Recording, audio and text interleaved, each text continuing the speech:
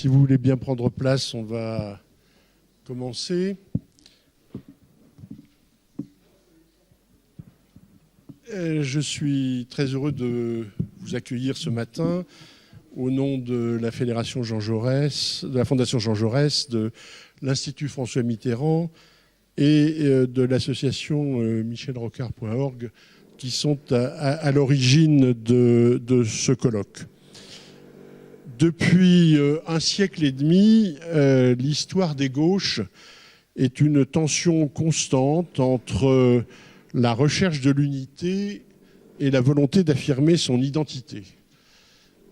En 1905, c'est le primat de l'unité qui l'a emporté, mais ce n'était pas sans difficulté pour les uns et pour les autres.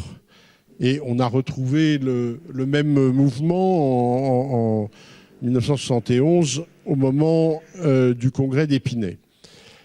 En 1920, c'est l'impératif d'identité qui l'a emporté et on sait dans quelles conditions, puisque le télégramme Zinoviev a été un puissant adjuvant à l'expression de l'identité de ce que Léon Blum appelait des frères séparés par une profonde querelle. Et on retrouve cette tension entre la recherche de l'unité et l'affirmation de l'identité tout au long de l'histoire des gauches. Mais dans cette tension, le moment des assises du socialisme en 1974 est un moment singulier, puisque pour une fois un peu particulière, l'un et l'autre ont été conjugués. C'est ce que dit la déclaration finale des assises. Le mouvement socialiste vient d'ouvrir, à l'occasion de ces assises du socialisme, le chemin de sa propre unité. Et quelques lignes plus loin, par le débat qu'ils ouvrent sur le socialisme autogestionnaire, ces assises manifestent que le socialisme français trouve aujourd'hui une identité nouvelle. Cette double préoccupation est un moment qui a aussi une autre caractéristique propre, c'est que ce n'était pas, contrairement aux autres exemples que j'ai évoqués, lors d'un congrès et donc d'une instance décisionnaire. Peut-être est-ce une des raisons, mais les travaux d'aujourd'hui nous aideront à y réfléchir, pour lesquels cette conjugaison entre unité et identité a pu s'affirmer de manière un peu originale. Et cette autre singularité de ce mouvement, c'est que dans un pays où le socialisme n'a jamais véritablement eu de tradition social-démocrate, appuyé, comme dans d'autres pays de l'Europe du Nord, à la fois sur le mouvement syndical et sur le mouvement associatif, les assises ont permis l'engagement en politique de syndicalistes et de militants associatifs, et ça représentait une expérience inédite.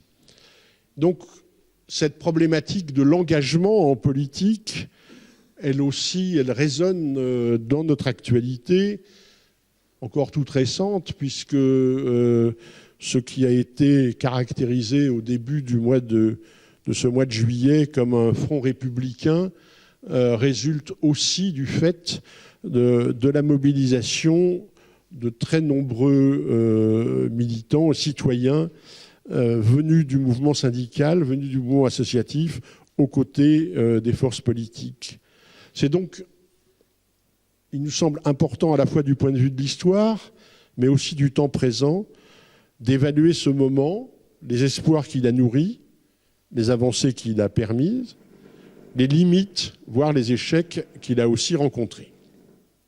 Et donc je voudrais remercier l'ensemble des intervenants et des chercheurs qui nous ont assuré de leur contribution, qui vont permettre d'éclairer par leurs travaux, par leurs analyses, ce passé, et peut-être projeter quelques lumières sur le présent. Remercier aussi les acteurs et les témoins de cette époque et de la nôtre, et qui pourront ainsi faire le pont. Tout particulièrement, remercier pour la Fondation Jean Jaurès, son président Jean-Marc Ayrault, son secrétaire général Gene Finkelstein, qui sera parmi nous cet après-midi, et Thierry Mérel, directeur du secteur des archives et de l'histoire, qui a été un artisan très précieux pour l'organisation de ce colloque. Remercier également Jean Glavany, le président de l'Institut François Mitterrand, Nicolas Leron, son secrétaire général, et Sébastien Repère, qui ont participé aussi à la conception et à l'organisation de ce colloque. Hélène Soudray, du secteur archives de la CFDT, qui nous a aidés de ses conseils et de ses orientations. Bernard de Rosier et Guylaine Toutain, de l'Institut Pierre-Mauroy. Pascal Dorival et Roger Baralis, de l'Institut Tribune Socialiste. Et Gilles Richard et Maxime Launay, de la Société française d'histoire politique, qui se sont associés à notre journée. Et enfin, bien sûr, remercier le musée social qui nous accueille. Et je vais sans tarder inviter le professeur Sirinelli, que je remercie d'avoir accepté de faire l'introduction de ce colloque pour nous replonger dans le moment un peu singulier qui était celui de l'année 1974.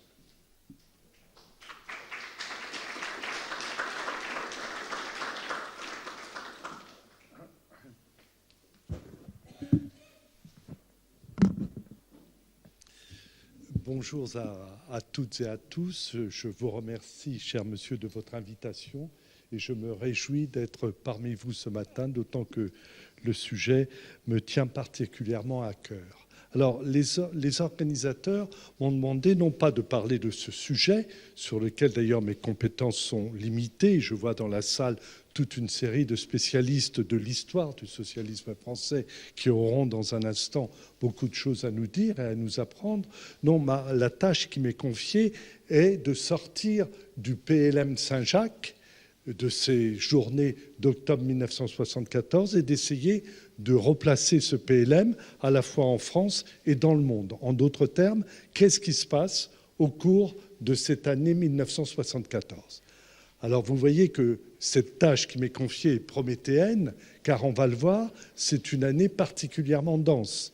Et donc je ne ferai que la survoler, je ne ferai qu'en rappeler quelques traits, et j'ai naturellement non pas choisi des traits particuliers par une sorte de caprice personnel, mais j'ai essayé de prendre les éléments de cette année 1974 susceptibles d'éclairer notre réflexion au cours de l'année. En d'autres termes, mon propos est une mise en contexte, comme disent les historiens, une mise en configuration historique. Et j'ai un peu scrupule, et ça sera le dernier mot de mon introduction, car bien évidemment, en une quinzaine de minutes, survoler une année aussi dense est quelque chose de particulièrement frustrant, à la fois pour un historien et pour ses auditrices et auditeurs. Une dernière quand même remarque avant de commencer, c'est que je vais évoquer des éléments en historien.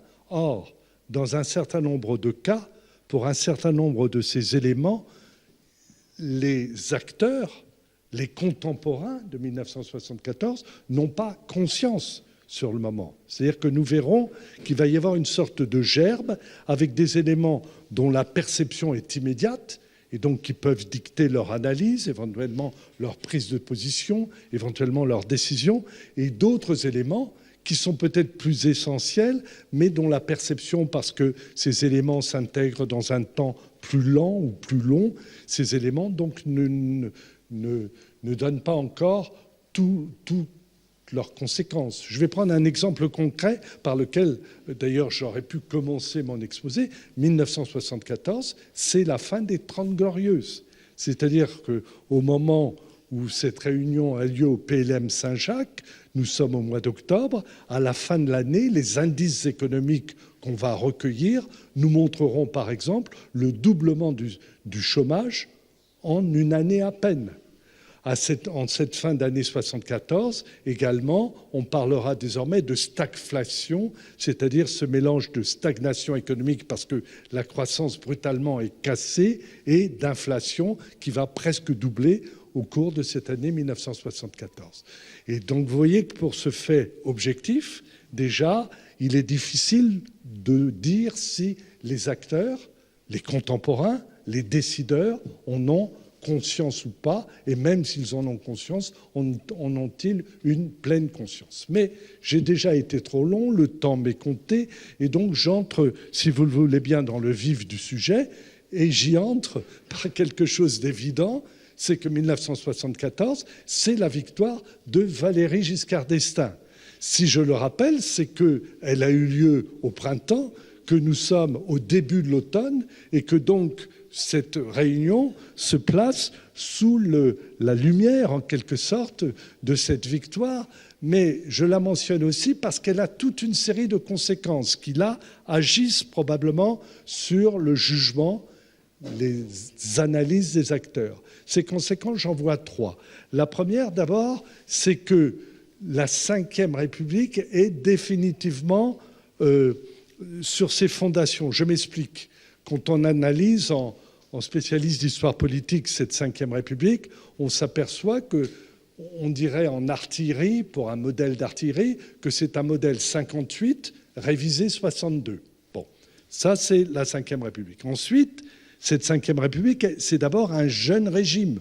Ce modèle 58 révisé 62, c'est un jeune régime qui va affronter toute une série de crises. On va les appeler, pour filer la métaphore jusqu'au bout, des crises d'adolescence, de jeunesse ou d'adolescence, et qui sont autant de tests d'effort. Là, je file une métaphore médicale, c'est-à-dire quelle est sa capacité à ce régime de résistance aux crises qui se succèdent. Et il y en a trois, essentiellement. Il y a d'abord mai 68, effectivement, qui est incontestablement le modèle 58 révisé 62 n'a à cette époque que 6 ans.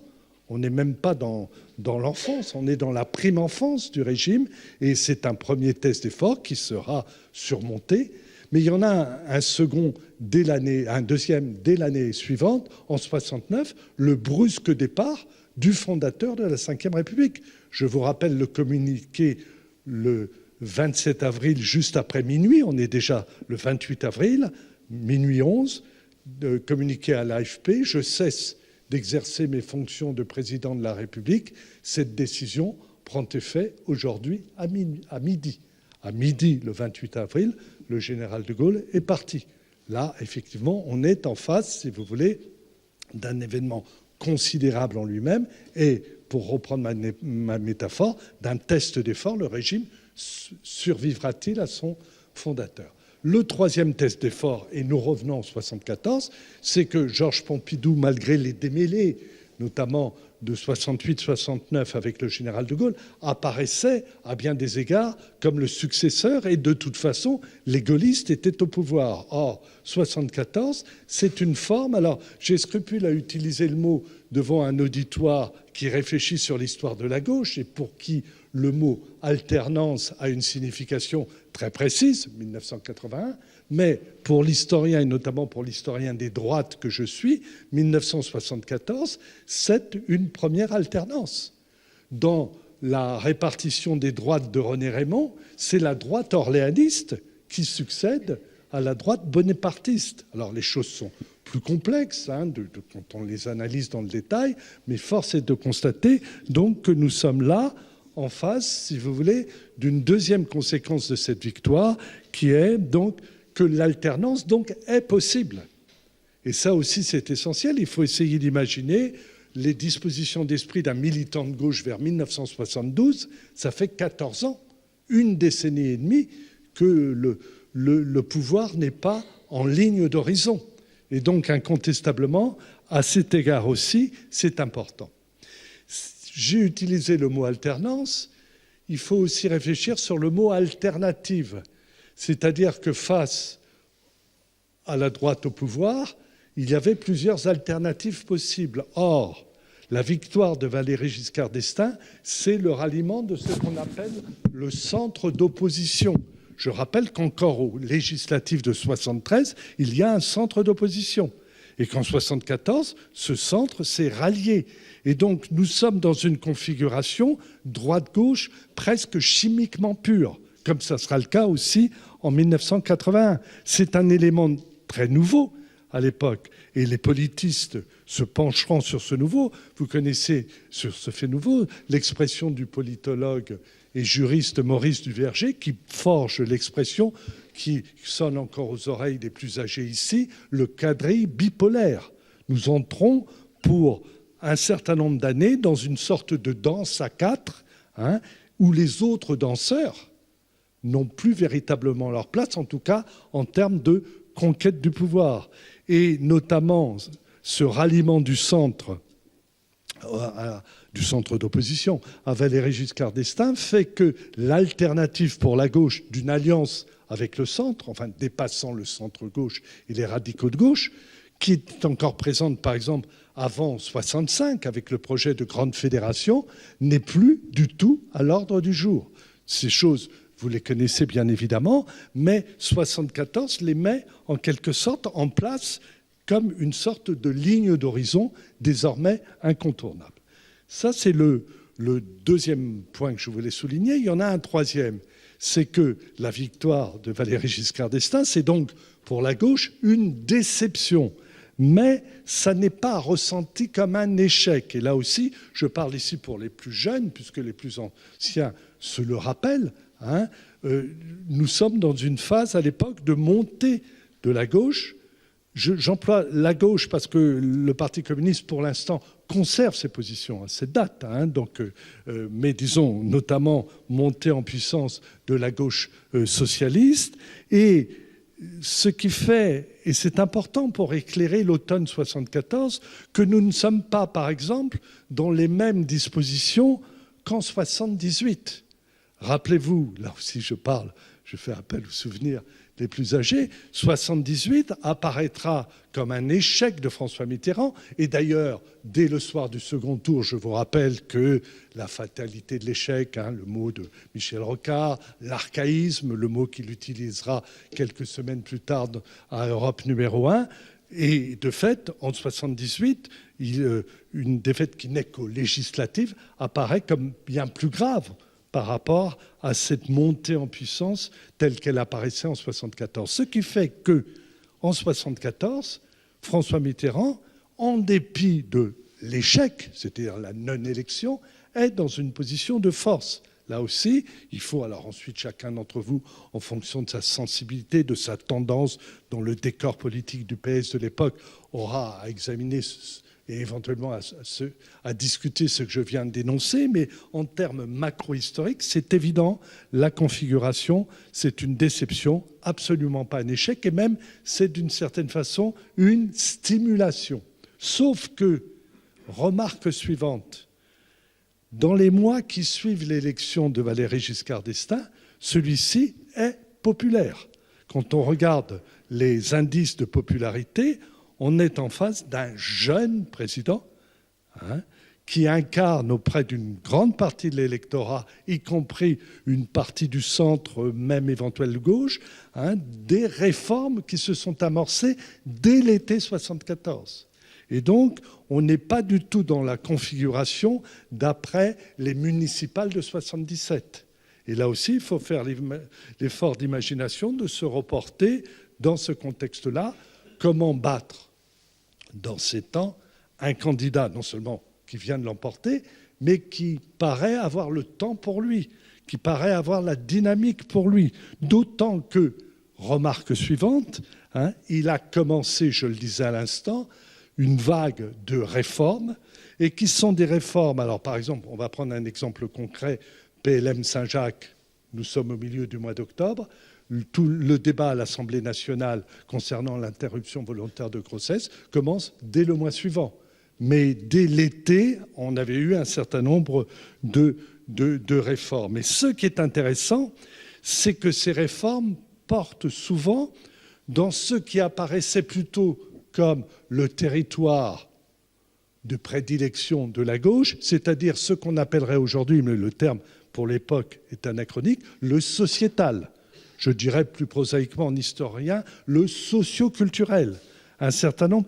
Et donc, la question qui se pose, notamment au regard du programme commun de gouvernement, qui est plutôt dans le domaine économique et social, c'est quels sont les capteurs qu'on peut avoir quand on veut saisir cette mutation en cours. Et cette mutation, elle est essentielle, et j'en arrive à 2 mutations de plus longue haleine, pour finir. Elle est essentielle, cette mutation, car elle s'inscrit dans un moment qui est probablement un moment de basculement anthropologique du pays. C'est-à-dire que dans toute une série de domaines, pas simplement en 1974, la plupart des sociologues considèrent que le tournant commence au milieu des années 60, avant même, notons-le, mai 68, ce qui n'enlève pas sa force d'emportement à mai 68, puisque c'est un accélérateur de particules historiques, d'une certaine façon, mais sur une mutation qui s'était amorcée en 1965.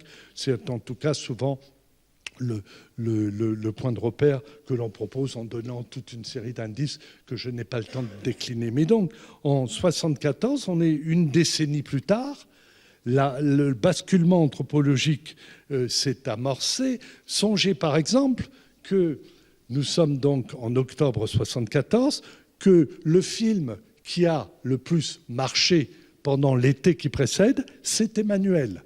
Emmanuel, sorti le dernier mercredi de juin 1974, a déjà 3 millions d'entrées quand nous sommes au milieu du mois d'octobre 1974. Alors après, on peut débattre sur la signification d'Emmanuel, bien évidemment, mais nous sommes effectivement dans un contexte qui montre que on n'est plus comme en 72 ou en 71, pour toute une série de raisons que je pourrais décliner, mais que je n'ai pas le temps de faire. D'autant qu'il s'ajoute à ce basculement anthropologique une génération qui accompagne ce basculement.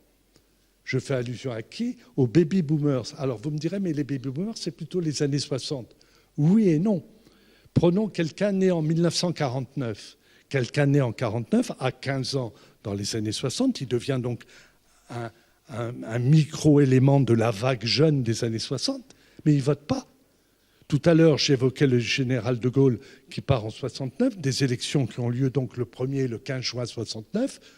Le baby-boomers né en 49, pas en 69, ils ne votent pas. Donc, ces baby-boomers ne deviennent acteurs politiques que dans les années 70. Et d'ailleurs, on va le voir, dans un premier temps, dans les années 60, ils avaient plutôt investi les organisations de jeunesse, et on va les voir maintenant dans les partis politiques eux-mêmes. Et bien évidemment, ces baby-boomers, globalement, après il faudrait faire dans la nuance, représentent une classe d'âge. Je parlais tout à l'heure de capteurs qui sont par eux-mêmes, intrinsèquement, qui sont des capteurs de la mutation, puisque même sont des mutants. On dit souvent, les baby-boomers des 68 arts, c'est beaucoup plus compliqué. Songez qu'à la fin des années 60, seuls 20% de cette classe d'âge arrivent au baccalauréat. Seuls 20% est susceptible d'être étudiant, et donc éventuellement 68 arts. Donc, plus que des mutins, ce sont des mutants à cette époque. Mais c'est à l'aune justement du basculement anthropologique que j'évoquais à l'instant, c'est encore plus important, puisqu'ils sont en phase, en quelque sorte, et quelquefois acteurs de ce basculement. Alors, le sociétal, dirions-nous, mais je répète, le mot est anachronique, est là, il est présent massivement, mais naturellement, le socio-économique se rappelle au souvenir des Français en cette même année 1974. Je n'y reviens pas, c'est ce que je disais en commençant. Mais c'est un tournant capital. Alors je sais bien qu'actuellement, parmi les historiens, notamment les jeunes historiens, il y a une remise en cause de la notion de Trente Glorieuses, pour des raisons d'ailleurs qu'on comprend, notamment ces jeunes historiens considèrent que cette croissance conquérante, je rappelle, certaines années, 6% de croissance annuelle, que cette croissance s'est faite au prix d'une dégradation de l'environnement, au prix de tensions sociales très fortes. Et d'ailleurs, un certain nombre des arguments invoqués sont parfaitement justes. Mais là encore, si on se place en termes macro-historiques, à partir de 1974, rien ne sera plus comme avant.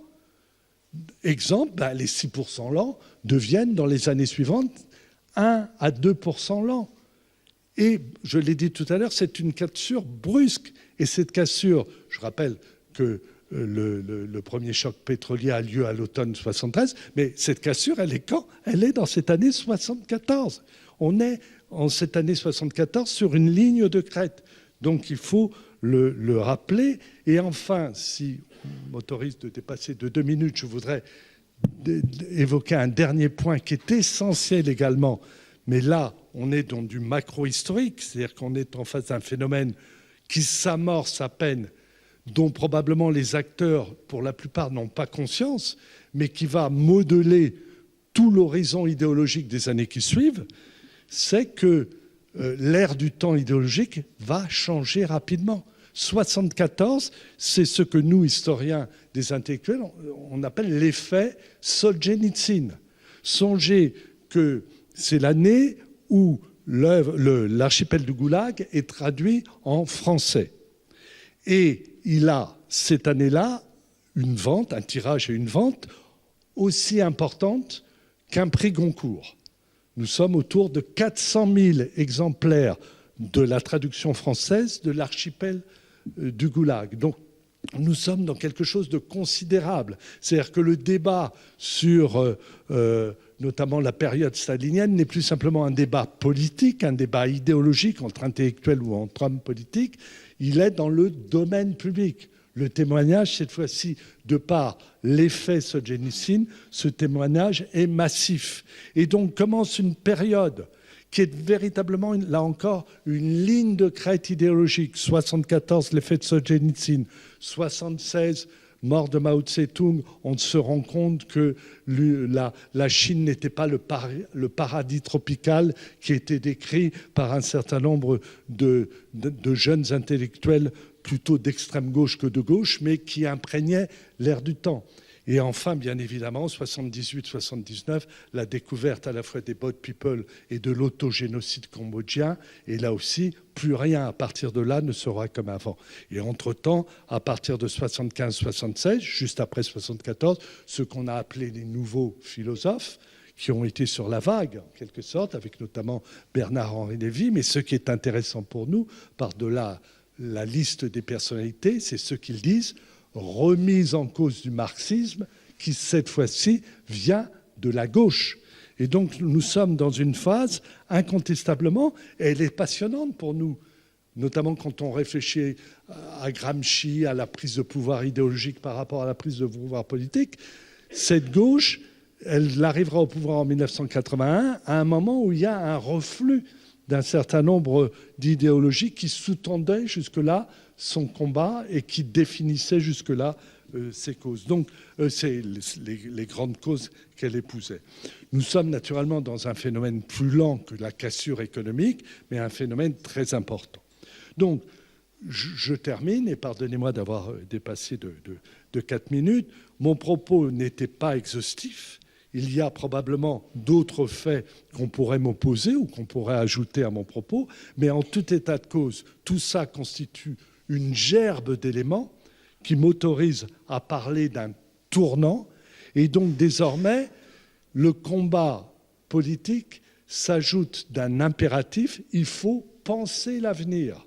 Penser l'avenir, c'est-à-dire d'une part avoir des capteurs, je l'ai dit tout à l'heure, pour saisir les mutations en cours, et d'autre part avoir le sentiment, d'ailleurs Valéry Giscard d'Estaing dans un de ses discours le dira, le sentiment qu'il faut gérer l'imprévisible, que ce qui va arriver, et la gauche d'ailleurs se trouvera confrontée à cette question, puisque le programme commun de 72 était fondé sur une croissance forte.